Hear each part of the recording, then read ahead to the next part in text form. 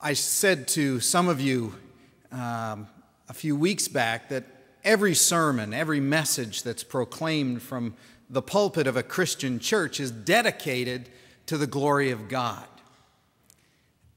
But we preachers every now and then like to dedicate our messages to the glory of God and then some.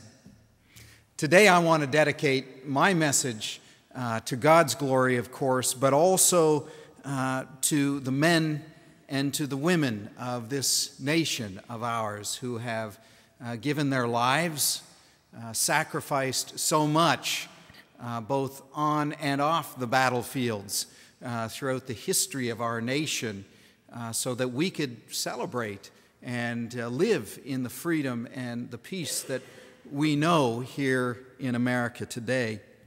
Particularly, I'd like to dedicate this message to my own grandfathers, two men who, in their own way, made the realities of war strikingly real for me.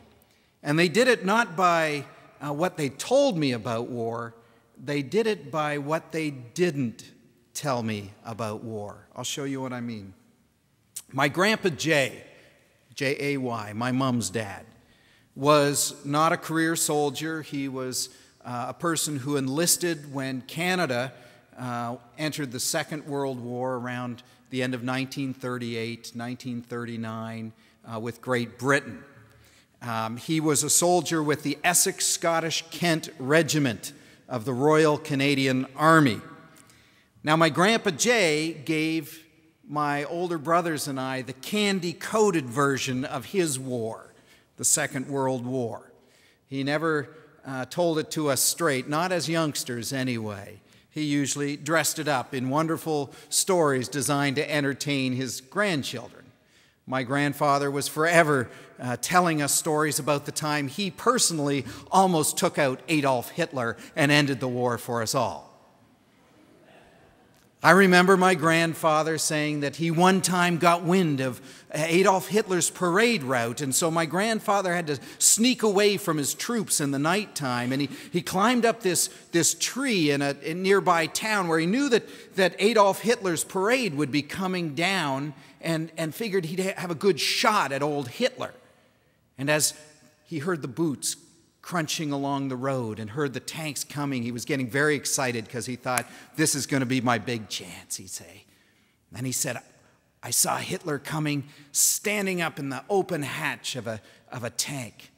And just as he got underneath me, I took the hand grenade from my belt and I bit the pin. Of course, grandpas were always biting the pins of these hand grenades, and he had the hand grenade to put in our hand at that time.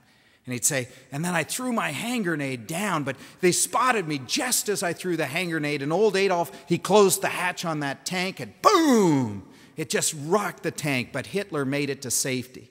He said, they actually shot me down out of that tree, and I had to crawl through the bushes, wounded, back to my own troops and back to the safety of my own troops. And my grandfather was shot. He was wounded in the Second World War, and at that time when he told us he'd been shot out of the tree, he'd have us feel his ankle, where this piece of shrapnel had gone in one side and gone out the other, and just the kind of skin had grown over and a little bit of whatever filled in the hole. But all to make it more real and more exciting for my brothers and I.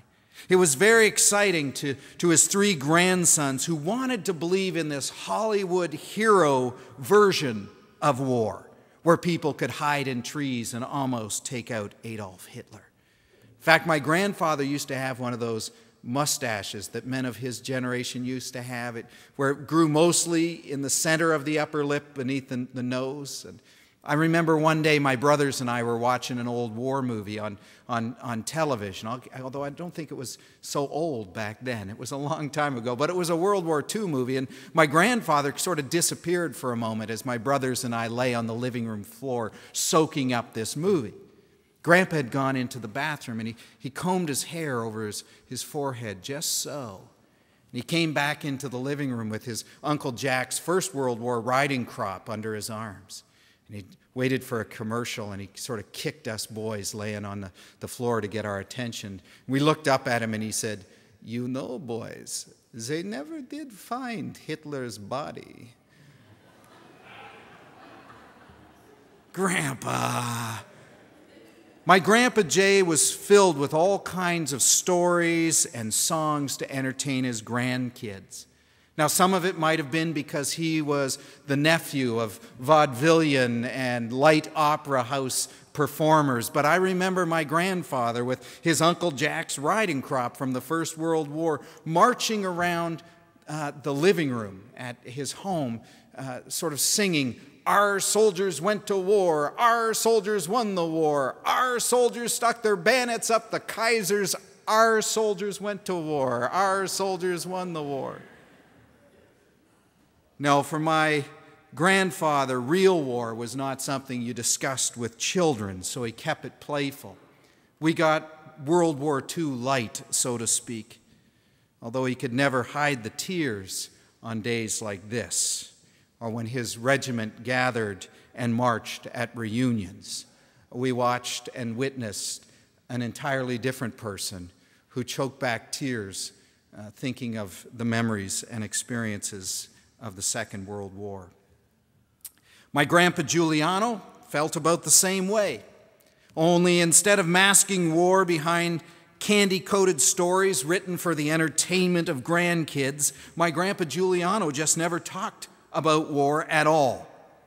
I think my Grandpa Giuliano carried a lot more grief in his heart than did my Grandpa Jay. You see, my Grandpa Giuliano was a career soldier in the United States Army. He was a chaplain in the Army, and it was his job as chaplain to keep the morale high when hearts were low.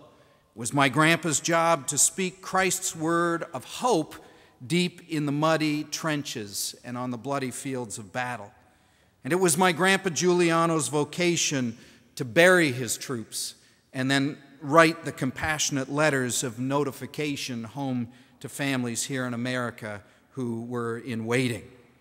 For my Grandpa Giuliano, there was nothing savory about war, no glory worth repeating, so he just never mentioned it, just didn't talk about it.